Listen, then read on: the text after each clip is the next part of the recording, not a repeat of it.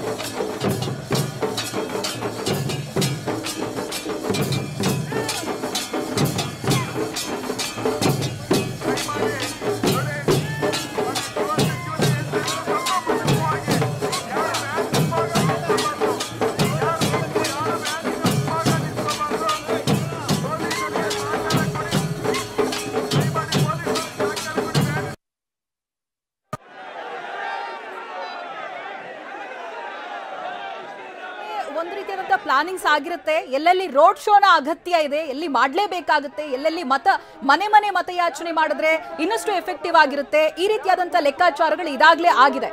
ಈಗ ಚನ್ನಪಟ್ಟಣದಿಂದ ಆರಂಭ ಮಾಡಿರೋದು ಡಿಕೆ ಭದ್ರಕೋಟೆಯನ್ನ ಛಿದ್ರ ಮಾಡೋದಕ್ಕೆ ಎಲ್ಲಾ ರೀತಿಯಾದಂತ ಸಿದ್ಧತೆಗಳನ್ನ ನಡೆಸಿ ಸಿದ್ಧರಾಗಿ ಬಂದು ಇವತ್ತಿನ ರ್ಯಾಲಿಯನ್ನ ನಡೆಸ್ತಾ ಇರೋದು ಬಹಳ ಸ್ಪಷ್ಟವಾಗಿ ಕಾಣಿಸ್ತಾ ಇದೆ. ನೋಡ್ತಾ ಇದ್ದೀರಾ, ಘಟಾನುಘಟಿ ನಾಯಕರುಗಳೆಲ್ಲರೂ ಕೂಡ ಒಂದಾಗಿದ್ದಾರೆ. ಅಮಿತ್ ಶಾ ಅವರಿಗೆ ಸಾಥನ್ನ ಕೊಡ್ತಾ ಇದ್ದಾರೆ. ಈ ಬಾರಿಯ ಲೋಕಸಭಾ ಚುನಾವಣೆಯ ಸಿದ್ಧತೆಗಳ ಒಂದು ವಿಶೇಷ ಅಂತ ಹೇಳಿದ್ರೆ ಮೈತ್ರಿ ಹೋಗ್ತಾ ಇರೋದು ಬಿಜೆಪಿ ಮತ್ತು ಜೆಡಿಎಸ್. ಕಳೆದ ಬಾರಿ ನಾವು ನೋಡಿರೋದು ಕಾಂಗ್ರೆಸ್ ಮತ್ತೆ ಜೆಡಿಎಸ್ ಮೈತ್ರಿಯ ಜೊತೆಗೆ ಅವರು ಲೋಕಸಭಾ ಅಖಾಡದಲ್ಲಿ ಇಳಿದಿದ್ರು. ಅವರ ಕೆಲವೊಂದು ತಪ್ಪುಗಳು ಬಿಜೆಪಿಗೆ ಪ್ಲಸ್ ಆಗಿತ್ತು. ಆದ್ರೆ ಈ ಬಾರಿ ಅಂತ ತಪ್ಪುಗಳು ನಡಿಬಾರದು. ಬಿಜೆಪಿ ಹಾಗೆ ಜೆಡಿಎಸ್ ಮೈತ್ರಿಯಲ್ಲಿ ಕಾಂಗ್ರೆಸ್ಗೆ ಯಾವುದೇ ರೀತಿಯಾದಂತ ಲಾಭ ಆಗಬಾರದು. ಹಾಗಾಗಿ ಅಸಮಾಧಾನವನ್ನ ಹೋಗಲಾಡಿಸೋದಕ್ಕೆ ಯಾವ ರೀತಿಯ ಪ್ರಯತ್ನ ಇವತ್ತು ಬೆಳಗ್ಗೆಯಿಂದ ಕೂಡ ಅಮಿತ್ ಶಾ ಅವರಿಂದ ಆಗಿದೆಯೋ ಅದೇ ರೀತಿ ರೋಡ್ ಶೋಗಳ ಮೂಲಕವಾಗಿ ಮತ ಸೆಳೆಯುವಂತಹ ಪ್ರಯತ್ನಗಳು ಕೂಡ ಆಗ್ತಾ ಇದೆ. ಅಲ್ಲಿರುವಂತಹ ರೋಸ್ ಪೆಟಲ್ಸ್ ಏನ್ ಬಿದ್ದಿರ್ತವಲ್ಲ ಹೂಗಳು, ಅದನ್ನ ಜನರತ್ತ ಸೆಳೆದು ವೇವ್ ಮಾಡೋದು, ಈ ರೀತಿಯಾಗಿ ಜನರನ್ನ ಆಕರ್ಷಿಸುವಂತ ಕೆಲಸವನ್ನ ಮಾಡ್ತಾ ಇದ್ದಾರೆ. ಜೊತೆಗೆ ಈಗಾಗಲೇ ಕಾರ್ಯಕರ್ತರಿಗೆ ಒಂದು ಮೆಸೇಜ್ ಅನ್ನ ಕೊಟ್ಟಿದ್ದಾರೆ. ಒಂದು ಬಿಜೆಪಿಯ ಸಾಧನೆಗಳು ಏನೇನಿದೆಯೋ ಇವೆಲ್ಲವನ್ನೂ ಕೂಡ ಮನೆ ಮನೆಗೆ ತಲುಪಿಸಬೇಕು ಮತಯಾಚನೆ ಸಂದರ್ಭದಲ್ಲಿ ಅಂತ.